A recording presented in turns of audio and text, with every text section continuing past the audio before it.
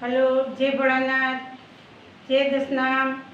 वीवी RJ channel में आपनु हार्दिक स्वागत है। हूँ रंजन गोस्वामी।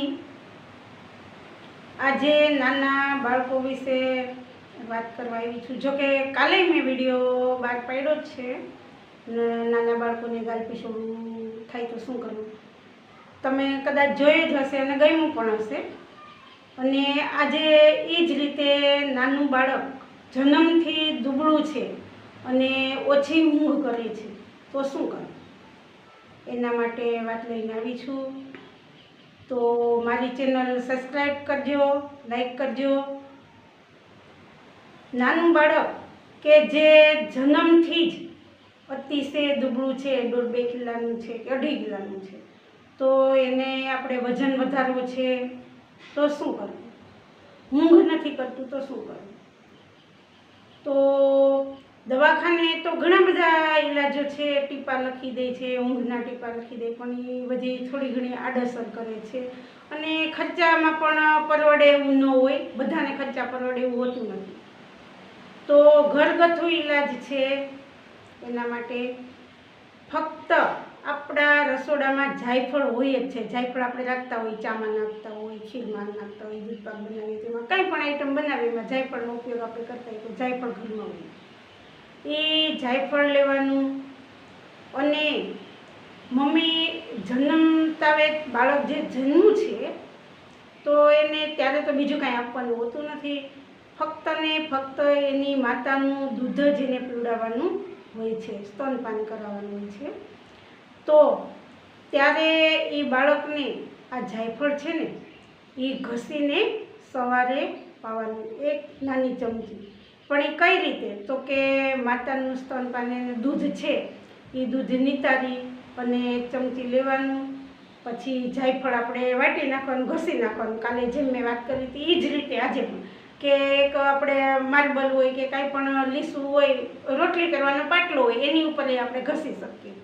એ દૂધમાં ઘસી ચમચીમાં લઈ લેવાનું અને પછી બાળકને પાઈ દેવાનું, 2-4-5 ટીપા સવારે અને સાંજે, 2 ટાઈમ તમે આ રીતે જાયફળ પાશો ને એટલે બાળક સારી ઊંઘ કરશે અને ધીમે ધીમે ધીમે શરીરમાં ભરાવા મળશે। પણ ખાસ એક ધ્યાન રાખવાનું કે બાળકને બનતી કોશિશ 6 મહિના સુધી બહારનું દૂધ આપવાનું નહીં, પોતાની માતાનું જ દૂધ એને આપવાનું। ક્યારેક એવું બને કે ભાઈ કોઈ એવો પ્રશ્ન બન્યો હોય અને માતાને દૂધ ન આવતું હોય તો તમે બકરીનું દૂધ અતિ ઉત્તમ કહેવાય છે, તો બકરીનું દૂધ લઈ અને પાવાનું। પણ જ્યાં સુધી બને ત્યાં સુધી માતાનું જ દૂધ પાવાનું।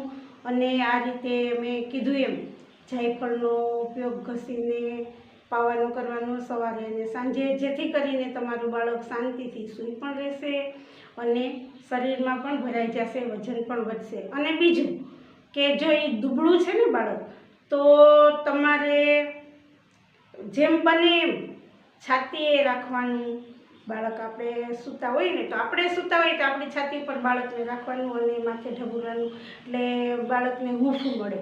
પછી બીજું એને સેટી ઉપર કે એમ એકલું નહીં, એકલું સુવડાવવાનું છે તો તમે એને ઘોડિયામાં સુવડાવો, જેથી કરીને એને એમ થાય કે હું મારી માના ખોળામાં છે, એટલે એને માની હૂંફ મળતી હોય ખોળાની, એની જેમ જ ઘોડિયામાં પારણામાં હૂંફ મળે છે, એટલે એને હિસાબે પણ એ શરીરમાં ભરાય છે અને જેમ ઊંઘ કરશે એમ શરીરમાં એ ભરાતું જશે।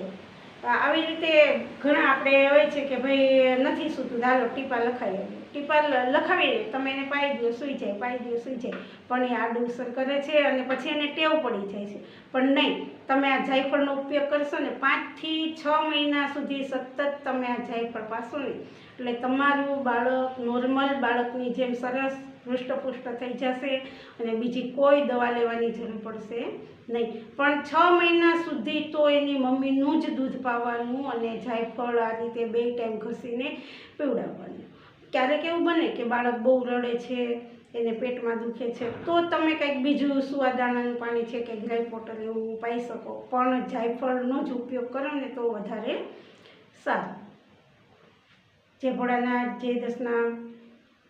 મારી ચેનલ સબસ્ક્રાઈબ કરો, લાઈક.